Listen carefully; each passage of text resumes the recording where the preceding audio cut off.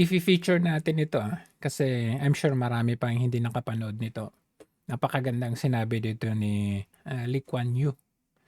Mas somehow believe siya sa Pilipinas dati pero ito, nabudol tayo ng sarili nating sipakoy. Panoorin natin ito. Before martial law, it was an Asian version of the United States system. The Philippines press enjoyed all the freedoms, but they failed the Filipino people. The late Lee Kuan Yew was once a strong advocate for the Philippines, recognizing it as one of the most developed nations in the 1950s and 60s. In his memoirs, he famously stated, Sabi dyan, was once a strong advocate of the Philippines. Believe siya dati sa Pilipinas. there was no reason why the Philippines should not have been one of the more successful ASEAN countries. In the 1950s, economic development in the Philippines was better than that in Korea, comparable to that in Taiwan, and was at the lower end of the same bracket as Japan. However, after decades of observation, he would become critical of various aspects of the Philippines, including his US-style political system, pervasive corruption, and media, warning all the way back in 1992 that if they didn't put their act together, they would be surpassed economically by their neighbors. Every Filipino knows that all the other ASEAN countries have overtaken or are about to overtake the Philippines. If the next 6 years are wasted, the Philippines will lag behind even Vietnam. As Vietnam surpasses the Philippines in GDP per capita for the first time since the 1990s, let's first examine Singapore's initial relationship with the Philippines and Lee's insights on the country, its leaders, and its culture. Ayan. Yung magandang relasyon dati. Initial, If I were a Filipino to cheer myself, I would count my blessings and start in a positive frame of mind. The Philippines is immensely better off than Afghanistan, or Lebanon, or Sri Lanka. All these three have been torn apart by strife and war. Now, unlike these countries, the Philippines can pull itself together and get on with the job. And it has a good chance of success because it is part of a region which is set for high growth. Lee's first official visit to the Philippines took place in 1974, where he was warmly welcomed by then-President Ferdinand Marcos. Initial relations were friendly, with Lee invited to stay at the lavishly furnished Malacanang Palace, where they would play golf and talk about the future of ASEAN. Initial relationship, very friendly. 2 years later, in 1976, the two countries further solidified their partnership by agreeing to a 10% reduction in tariffs as part of a broader trade initiative, laying the groundwork for enhanced economic collaboration and a more integrated Southeast Asia. However, following the assassination of opposition leader Benigno Aquino in 1983, Marcos's administration faced immense political and financial pressure, grappling with over $25 billion in debt after foreign banks halted loans to the Philippines. Bakit kasi pinatay si Ninoy, di ba? Yun yung maraming nag-result doon sa immense chaos sa Pilipinas. Nagkaroon ng utang, 25 billion debt. Unable to meet interest repayments, Marcos's administration would ask Singapore for a loan of $300 to $500 million. Wow! Grabe, 300 to 500. I need 300 to 500 million, bro. To which Lee would bluntly reply, "We'll never see that money back." Nevertheless, Singaporean banks would lend the Philippine government $8 billion, fully aware that repayment could take decades. In one of their last meetings, Lee would urge Marcos to hand over power to someone more capable of stabilizing the country. Okay, in layman's terms, sa pinakasimple, initially umuutang ng 300 to 500 billion US dollars si Marcos kay Lee Kuan Yew. Pero hindi naniwala. Sabi niya parang alanganin tayo dyan kasi alanganin makabayad. But the government, pinuutang siya ng 8 billion na parang alam mo yung sigurado na yung Singapore government na okay lang pag hindi mabayaran ito or it would take decades kasi maliit lang, kumbaga 8 billion lang compared doon sa 300 to 500 billion. Nagkatotoo nga, hindi nabayaran. Hanggang ngayon, ang tagal-tagal na 8 billion US dollars. Malaking halaga yan nung panahon na yan. So, ang sabi ni Lee Kuan Yew, ang advice niya, ibigay mo na lang yung position mo na yan sa somebody who is capable of. Ayaw ni Marcos. And to his surprise, Marcos agreed and referred to Lee as a true friend. Initially pala, initially pala, nagsabi siya, o sige, paubaya ko sa iba na lang ito, sabi niya. Nag-agree daw siya, shake hands pa. Pero, But Marcos only let go of power a few years later after growing public discontent surrounding his autocratic rule and allegations of embezzling around $10 billion from public funds. The People Power Revolution ultimately forced him and his close associates to flee to the United States in 1986. The democratic system malfunctioned. Fortunately, a miraculous demonstration of people's power in February 1986 saved the country from impending disaster. However, Lee observed that many of Marcos's family and close associates would gradually return to the Philippines over the years. In his memoirs, he criticized Filipino society for welcoming them back, describing hindi lang Singapore, kahit dito, sinasabi ng mga taga dito. Hindi ba ninyo alam yung history ninyo? Anong ginawa ng Marcos family sa inyo? Tapos binalik nyo na naman pati yung anak. it as a soft, forgiving culture. Only in the Philippines could a leader like Ferdinand Marcos, who pillaged his country for over 20 years, still be considered for a national burial. Insignificant amounts of loot have been recovered, yet his wife and children were allowed to return and engage in politics. Kasalanan ni Tatay Digong to pumayag na i-burial yung tatay sa libingan ng mga bayani. Tapos ngayon walang utang na loob. Have you ever engaged in any corrupt practices? Yes! Pag guilty ka, madudulas.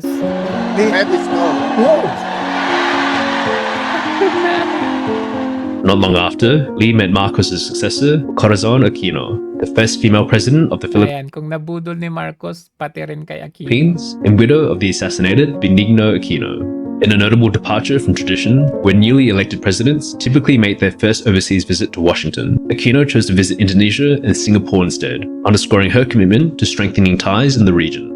Lee had high hopes that she would lead the Philippines to success, describing her as a sincere, devout Catholic who wanted to do her best for her country. Convinced of her potential, Lee successfully convinced the US administration in 1988 to initiate a foreign aid program that resulted in over $10 billion in pledges from various countries by 1991, all aimed at helping the Philippines get back on track. However, ongoing political instability deterred donors and delayed planned projects. With more than a dozen coup attempts since the overthrow of the Marcos government, Lee observed a critical absence of cohesion within Philippine society, stating that something was missing, a gel to hold society together. He would highlight the severe inequality that characterized the nation, describing it as divided into two distinct societies. Totoo, grabe no? Nahati kasi yung nation natin. May pro, may anti, yun ang problema. Unlike Singapore, talagang kung ano yung sabihin ng government, yun na yun. Tungo sa ikaunlad ng bansa. Yung pangit. Umasa si Lee Kuan Yew kay Marcos, nabudol. Umasa si Lee Kuan Yew kay Aquino, nabudol. The elite mixed-race mestizos living in luxury, and the impoverished peasants, whom they cared little about. In his memoirs, Lee also expressed profound concern about the brain drain affecting the Philippines during this period, stating that something had gone seriously wrong. Millions of Filipino men and women had to leave their country for jobs abroad beneath their level of education. Filipino professionals whom we recruited to work in Singapore are as good as our own. Indeed, the architects, artists, and musicians are more artistic and creative than Singaporeans. Sama mo pa yung mga inventors natin. Ibang bansa ang nakikinabang. In Singapore, there are over 1,500 Filipinos, professionals, engineers, accountants, architects, managers, more than those from all other ASEAN countries.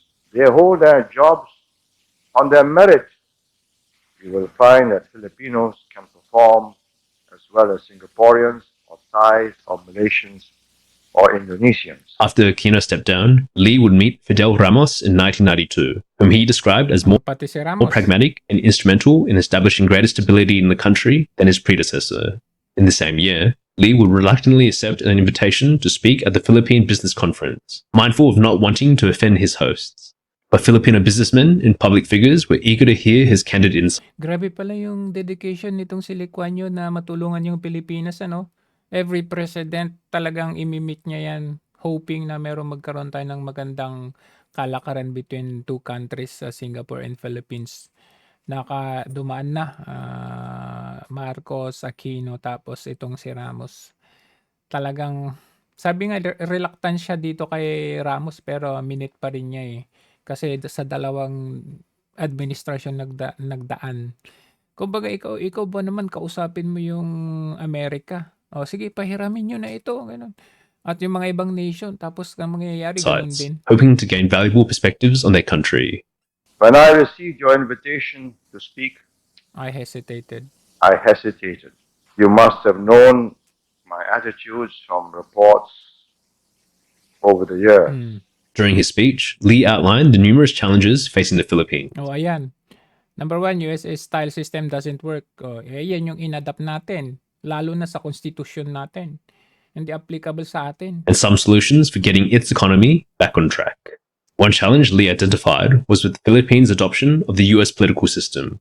One problem which you have is that the Philippines has an American-style constitution.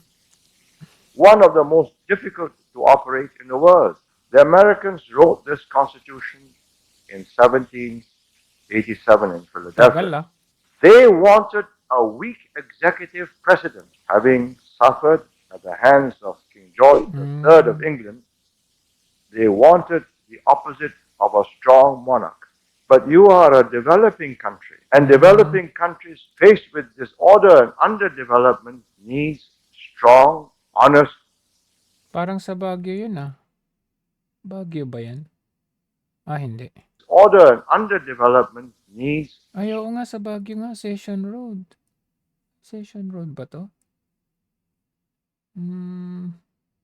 Hindi. And developing countries faced with disorder and underdevelopment needs strong, honest executive government. The system worked in America because of a superabundance of resources and riches. Tama. Sa Amerika, kaya. Mayaman na eh. Abundant sila sa resources. In a Tayo. vast, underpopulated continent. I do not believe that Korea, Taiwan, Hong Kong, or Singapore could have succeeded if they had to work under such a constitution, where political gridlock on every major issue is the way of government. And you will notice for some 28 years now, the United States system Has not has functioned. not functioned well in the United States. Totoo. Kita nyo ngayon. Saka nakita nyo yung binanggit niya, yung Hong Kong.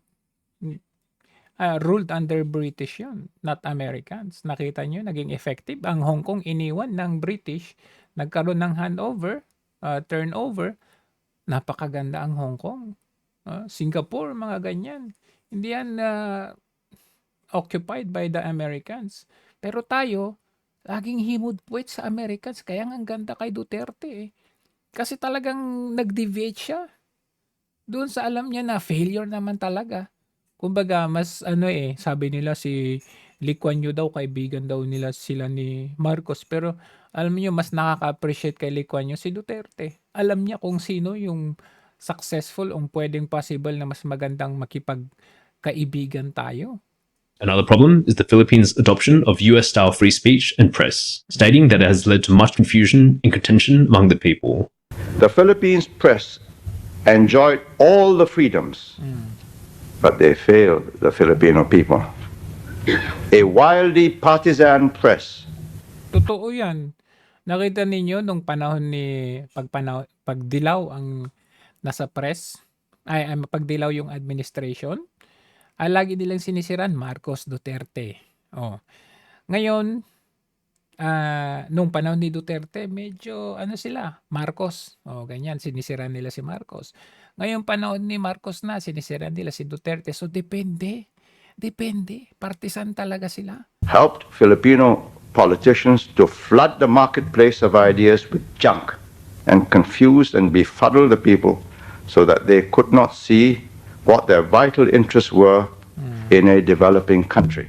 However, Lee would outline a series of tasks that the Philippine government could address more effectively, starting with tackling crime and corruption. There must be a cleanup of racketeers in the police, whether for kidnappings or other crimes.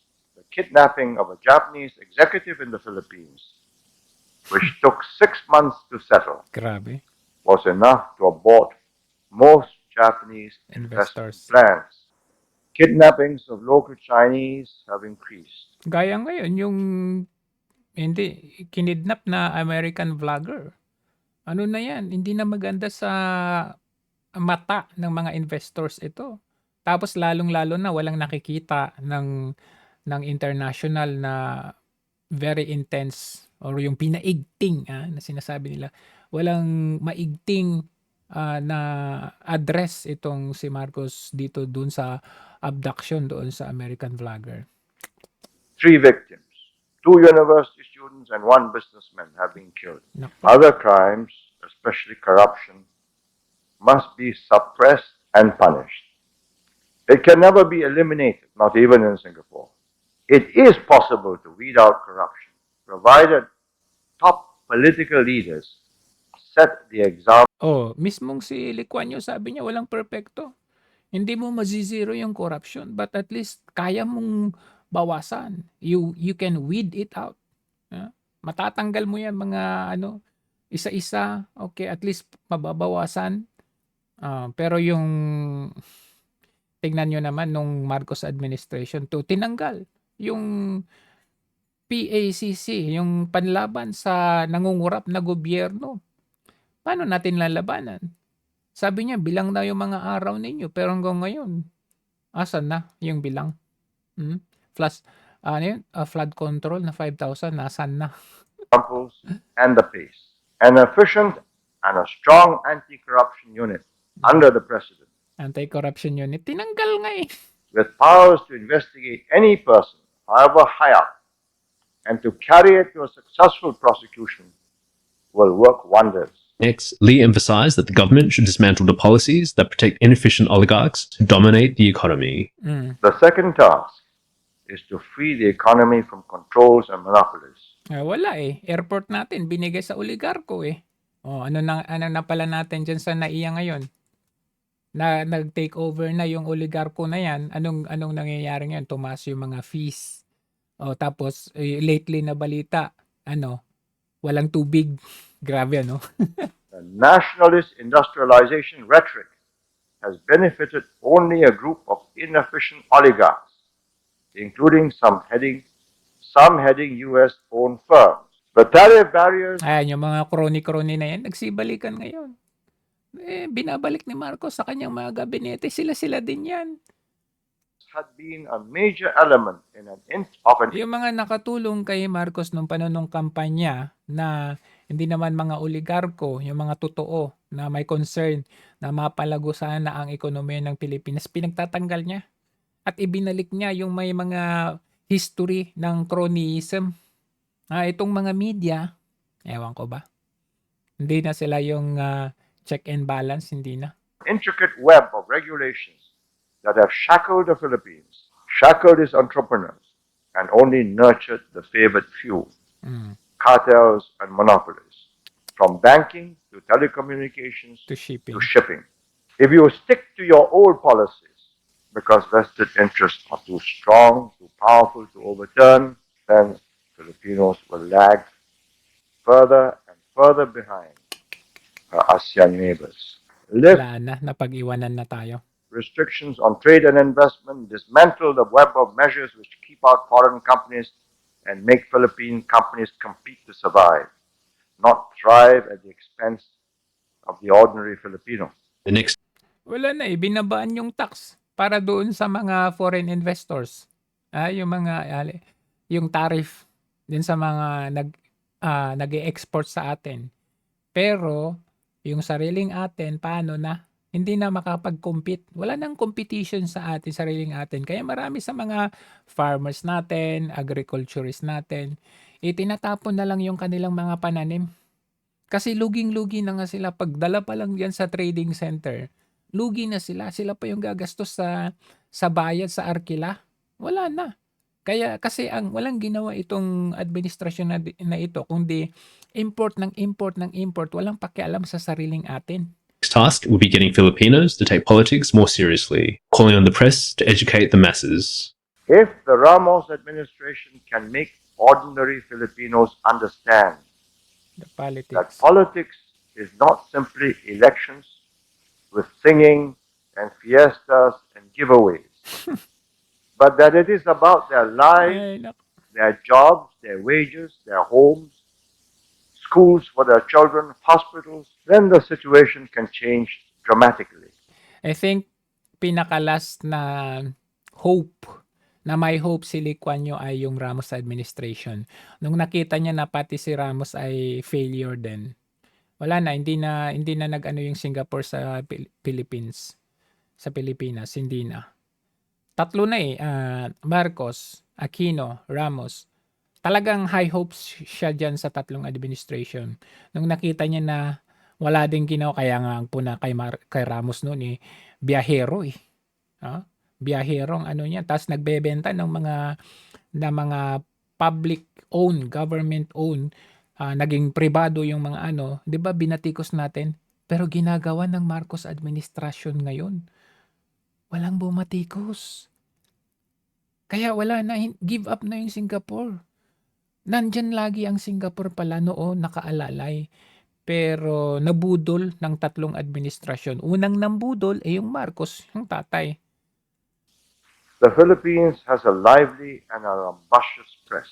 I think they should undertake this vital job of educating the Filipino voter of the link between political policies, macroeconomic reforms, low inflation, confidence, law and order with his welfare.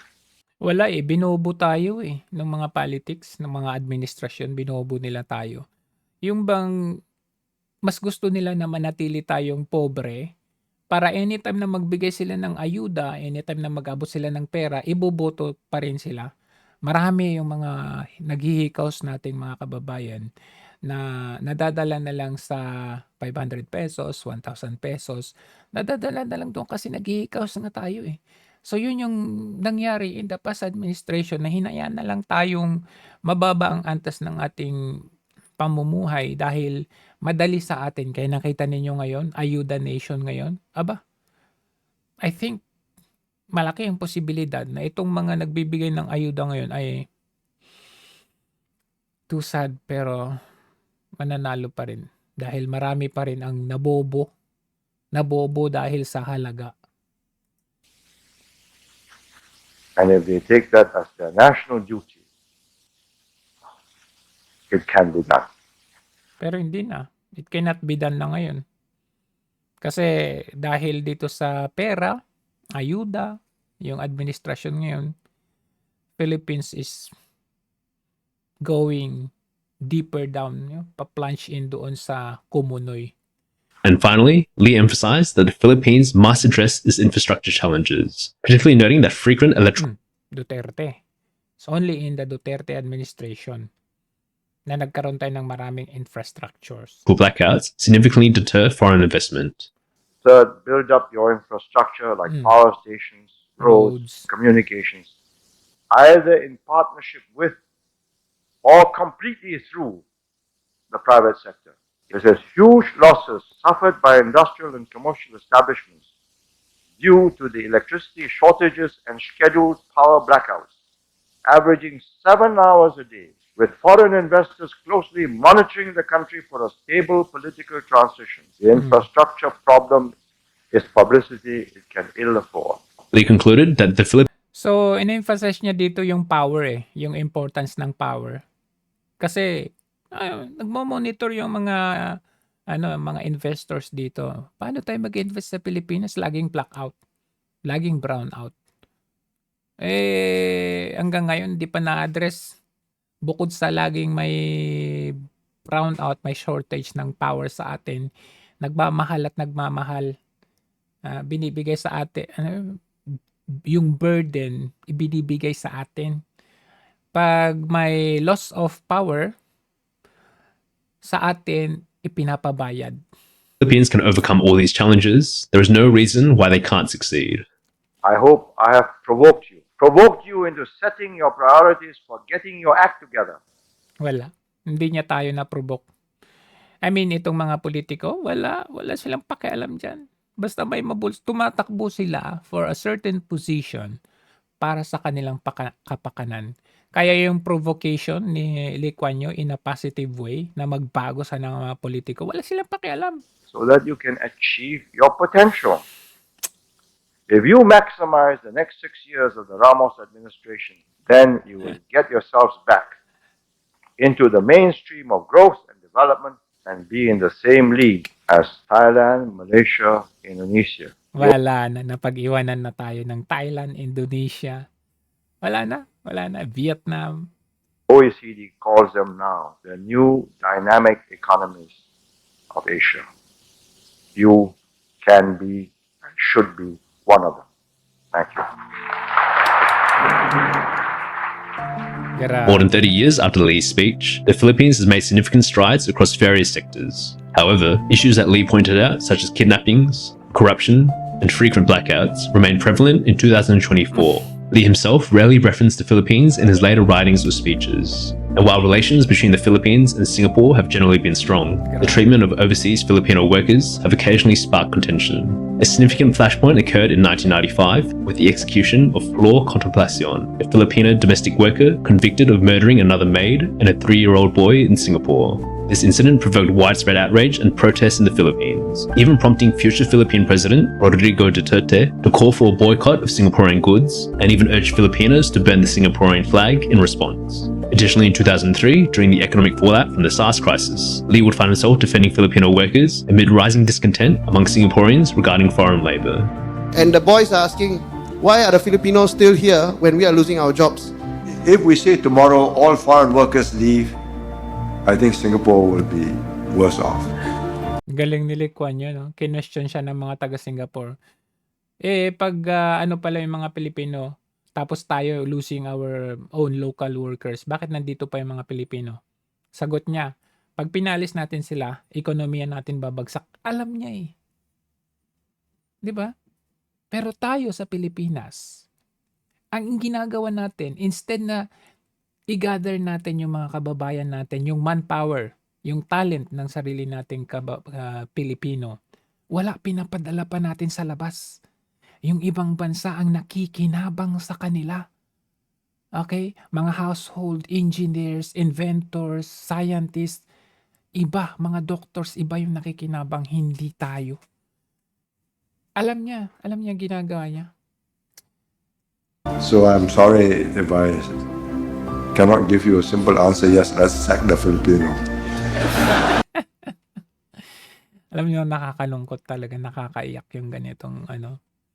Kasi mismong si Lee Kuan Yew, very developed country, first world country. Alam niya ang importance, alam niya ang talent, alam niya yung kakayahan ng Pilipino. Which sila mismo ang nakikinabang. Sabi niya sa mismong tao niya, sa kababayan niya, I'm sorry. Hindi ko magagawa, hindi ko masasagot yung hinaing ninyo. Basta't ang alam ko, retaining Filipinos here in our country will keep our economy intact. Can't be done.